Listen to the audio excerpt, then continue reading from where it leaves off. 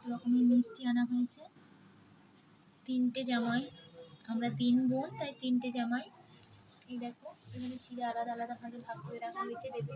আরও প্রথম বলে ওকে তো মানে 5টা ফল দিতে হয়, আর আছে মানে রেওয়াজে আছে, তাই সব কিছু দেখাবো। আপাতত এইটুকু, আবার পরে দেখা। তো হ্যালো বন্ধুরা, সবাই কেমন আছো? আশা করি ভালো আছো, আর আমিও ভালো আছি। তো আজকে জামাই ষষ্ঠী ছিল, তো সেখানে শাশুড়ি মারা জামাইদের ফোঁটা দিচ্ছে, তো সেটাই ভাবলাম তোমাদের সাথে শেয়ার করি। তো চলো দেখতে থাকো। এখানে অনেক রকমের মানে চিড়ে, কলা, আম, মিষ্টি অনেক রকমের।